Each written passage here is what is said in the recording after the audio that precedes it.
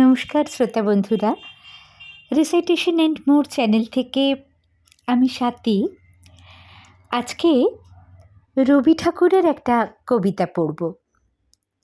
ভারী অপূর্ব কবিতা, আমার ভীষণ পছন্দের। আজকের কবিতা ফাঁকি।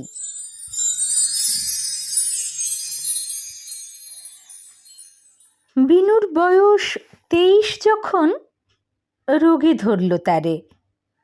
ওষুধে ডাক্তারে ব্যাধির চেয়ে আধি হলো বড়।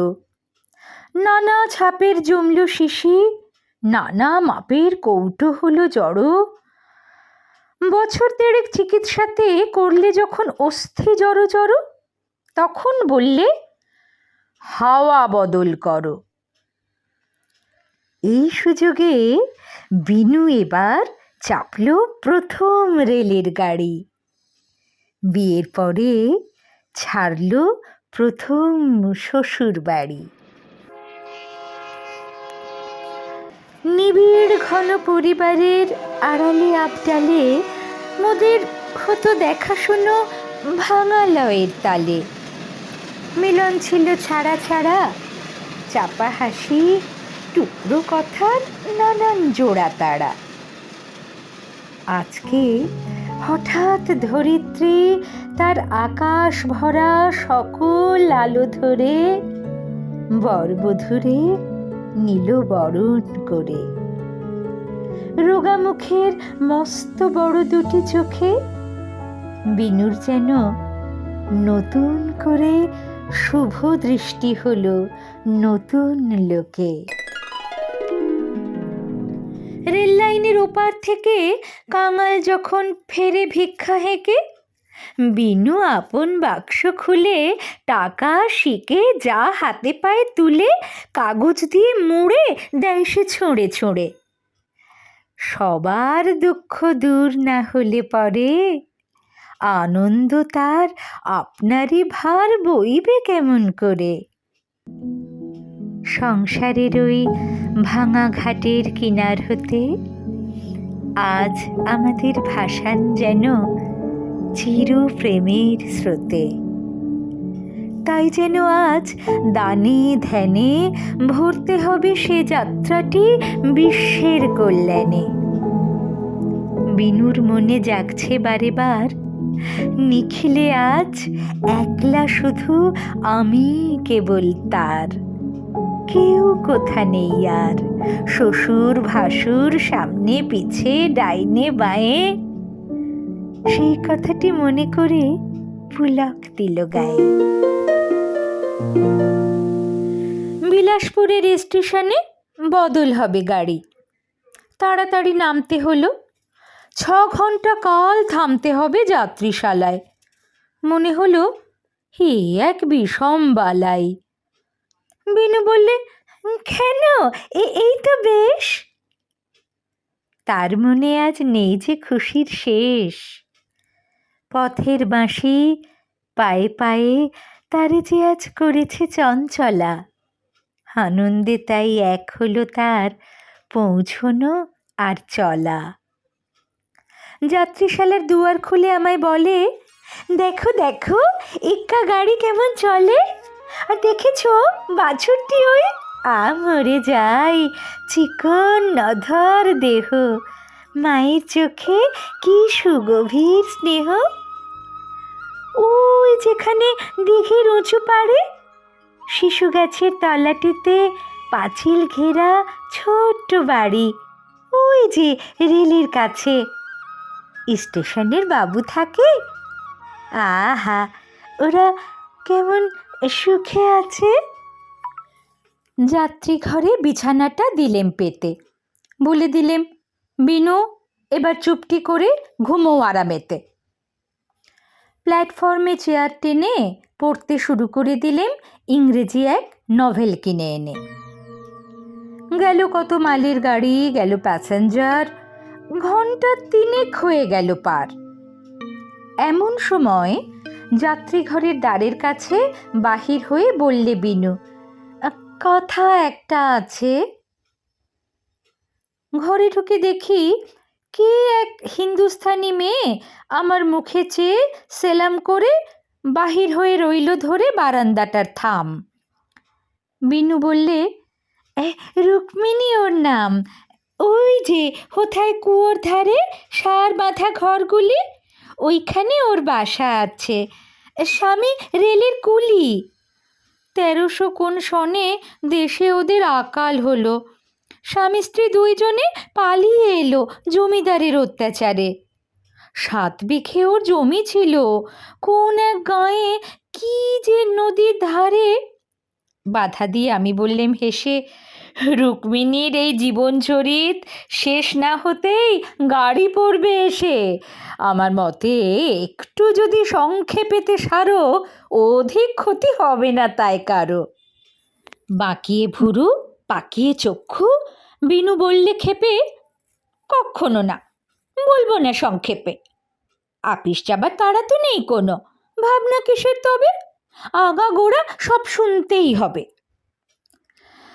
নভেল পড়া নেশাটুকু কোথায় গেল মিশে।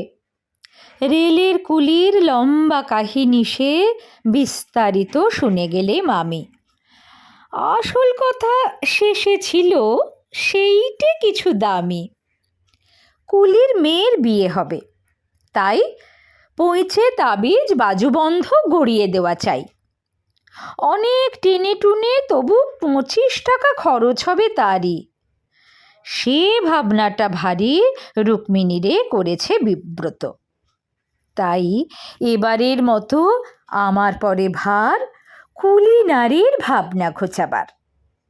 আজকে গাড়ি চড়ার আগে একেবারে থোকে 25 টাকা দিতেই হবে ওকে।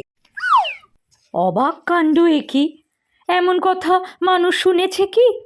যাতে হয়তো ম্যাথর হবে কিংবা নেহাত ওঁচা, যাত্রীঘরের করে ঝাড়া মোছা। 25 টাকা দিতে হবে তাকে? এমন হলে দেউলে হতে কদিন বাকি থাকে? আচ্ছা আচ্ছা, হবে হবে, আমি দেখছি। মোট 100 টাকার আছে একটা নোট, সেটা আবার ভাঙানো নেই। বিনু বললে, এই স্টেশনেই ভাঙিয়ে নিলেই হবে। আচ্ছা, দেব তবে। এই বলে সেই মেয়েটাকে আড়ালেতে নিয়ে গেলেম ডেকে। আচ্ছা করে দিলেম তারে হেঁকে, কেমন তোমার নকরি থাকে দেখব আমি। প্যাসেঞ্জারকে ঠকিয়ে বেড়াও, ঘোচাবো নষ্টামি। কেঁদে যখন পড়ল পায়ে ধরে, 2 টাকা তার হাতে দিয়ে দিলেম বিদায় করে। জীবন দেউল আধার করে নিবল হঠাৎ আলো। ফিরে এলেম 2 মাস যেই ফুরালো। বিলাসপুরে এবার যখন এলেম নামি, একলা আমি।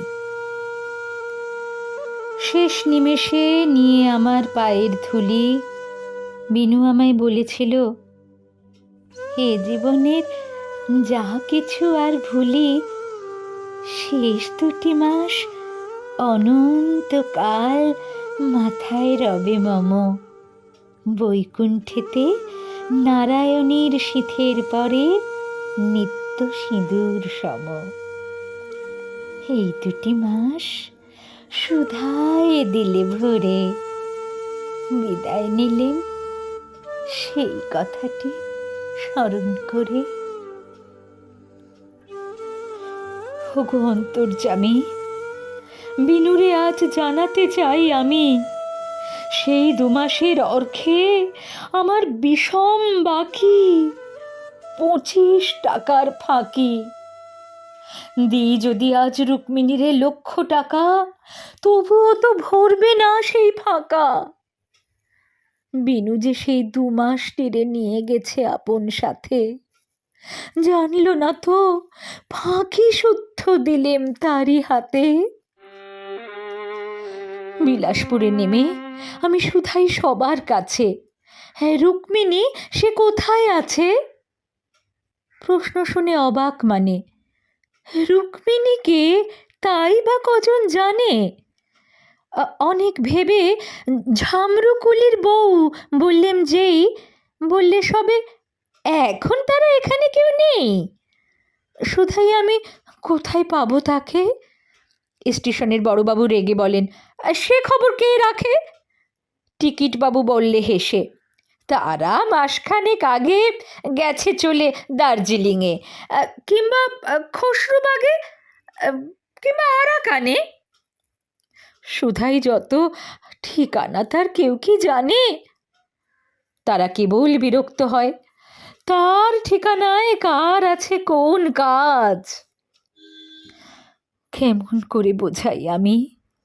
হোগো, আমার আজ সবার চেয়ে তুচ্ছ তারে, সবার চেয়ে পরম প্রয়োজন। ফাঁকির বোঝা নামাতে মোর আছে সেই একজন। এই 2টি মাস সুধায় দিলে ভরে, বিনুর মুখের শেষ কথা সেই, বইব কেমন করে? রয়ে গেলেম দায়ী, মিথ্যা আমার হলো চিরস্থায়ী।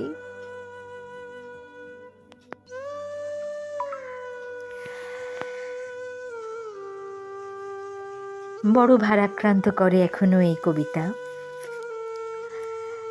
কবে লিখে গেছেন, আজও একই রকমভাবে মনকে নাড়া দিয়ে যায়। শুনছিলেন রবি ঠাকুরের লেখা ফাঁকি। যদি এরকম নানান কবির কবিতা শুনতে, গল্প পাঠ শুনতে, কবিতা সংক্রান্ত আলোচনা অথবা শ্রুতি নাটক শুনতে আপনাদের ভালো লাগে, তাহলে আমার এই চ্যানেলটি সাবস্ক্রাইব করে রাখবেন। ভালো থাকবেন সকলে। নমস্কার।